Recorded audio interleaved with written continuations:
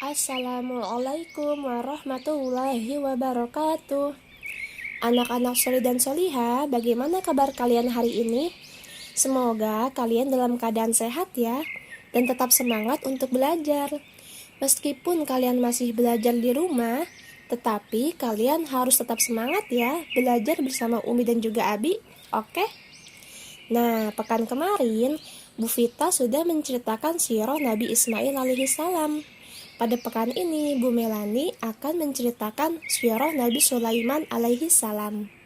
Sebelum Bu Melani mulai, coba anak-anak soleh dan solihah duduk yang rapi, lalu dengarkan dan simak baik-baik ya ceritanya.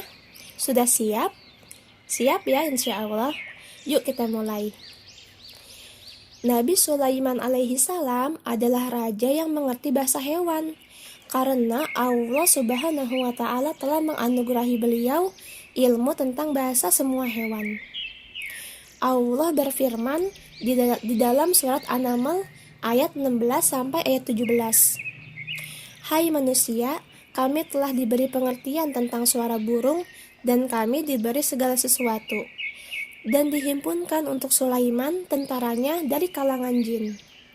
Nah, jadi selain Allah menganugerahi beliau mengerti bahasa semua hewan, Allah juga menundukkan para jin di bawah kekuasaan Nabi Sulaiman alaihi salam. Masya Allah ya, nikmat yang diberikan Allah kepadanya sangatlah besar. Pada suatu hari, Nabi Sulaiman alaihi salam memeriksa semua pasukan burung. Beliau berkata, "Mengapa aku tidak melihat hudhud?" tanyanya. Tapi kawanan bangsa burung itu tidak satu pun yang mengetahui kepergian hudhud. Kemana ya burung hudhud tersebut? Akhirnya pun burung hudhud itu datang. Lalu berkata kepada Nabi Sulaiman alaihi salam, "Aku mengetahui sesuatu yang belum engkau ketahui, dan aku membawa berita penting. Aku baru saja mengunjungi suatu negeri yang bernama Saba di negeri Yaman. Negeri itu diperintah seorang ratu. Mereka menyembah matahari dan selain Allah." Nah, anak-anak, kita itu boleh tidak ya menyembah matahari? Jelas tidak ya, karena matahari saja yang menciptakan itu Allah. Dan hanya Allah yang patut untuk kita sembah.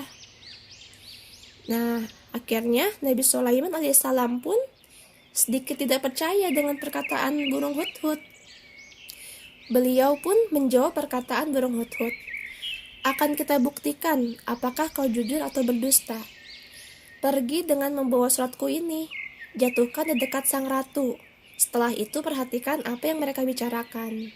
Nah, jadi Nabi Sulaiman alaihi salam membuatkan surat untuk sang ratu yang beliau perintahkan burung hudhud untuk mengantarnya. Akhirnya burung hudhud pun mengantarkan surat tersebut kepada Ratu Saba. Setelah sampai di kerajaan sang ratu pun membaca surat dari Nabi Sulaiman alaihi salam yang isinya Bismillahirrahmanirrahim, dengan menyebut nama Allah yang Maha Pengasih Maha Penyayang, janganlah kalian berlaku sombong kepadaku dan datanglah kepadaku sebagai orang-orang yang berserah diri menjadi muslim. Nah, jadi Nabi Sulaiman alaihi salam memerintahkan atau mengundang ratu untuk datang ke kerajaannya Nabi Sulaiman alaihi salam dan juga untuk mengajak sang ratu menjadi seorang muslim. Nah, apakah ratu mau untuk menghadiri undangannya Nabi Sulaiman alaihi salam, dan apakah ratu akan menjadi seorang muslim? Nah, pertama, Ratu Saba pun menolak. Beliau berencana untuk mengirimkan hadiah untuk Nabi Sulaiman alaihi salam. Tetapi Nabi Sulaiman alaihi salam menolak hadiah itu. Ia berkata, "Apakah kalian bangga memberiku harta? Harta yang diberikan Allah Subhanahu wa Ta'ala kepadaku jauh lebih baik dari harta kalian. Kembali, bawa pulang harta kalian. Sampaikan pada ratu kalian bila kami akan menyerangnya dengan kekuatan yang kalian tidak akan bisa mengalahkannya." Nah, lalu pada akhirnya pun sang ratu mau untuk mendatangi undangannya Nabi Sulaiman alaihissalam. Setelah sampainya sang Ratu Saba di kerajaan Nabi Sulaiman alaihissalam, Nabi Sulaiman alaihissalam pun mengajak ratu untuk segera masuk ke istananya. Masuklah ke istana, ajak Nabi Sulaiman alaihissalam. Ratu pun melangkah memasuki istana. Didapatinya istana itu seolah-olah air yang tergenang. Ratu pun menaikkan gaunnya, menyingkap betisnya agar gaunnya tidak basah. Sesungguhnya ini bukan air. Lantai istana ini terbuat dari kaca, jelas Nabi Sulaiman alaihissalam. Ratu Saba pun langsung menyadari kekuasaan dan kehebatan Raja Sulaiman alaihissalam.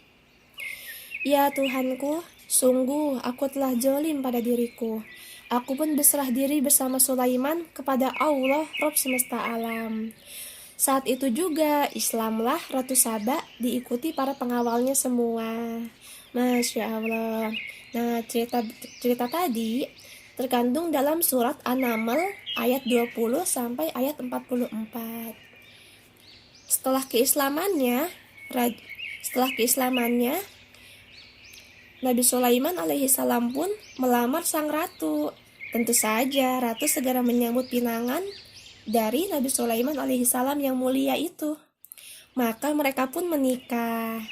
Nabi Sulaiman alaihissalam tetap menempatkan sang ratu di negeri Yaman.